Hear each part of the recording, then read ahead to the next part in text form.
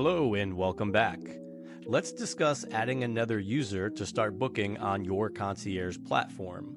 Let's say there's multiple people in the office who are going to be booking for other people within the company or need to book for themselves. You can simply invite them or add them as a concierge user. Once you log in, go over to concierge. Go to the top right corner and click Add Concierge and simply put in their info.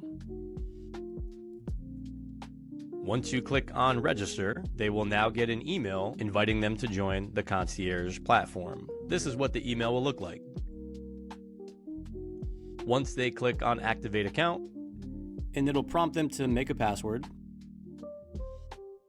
The account has been activated, and now that user can log in and start booking their own rides.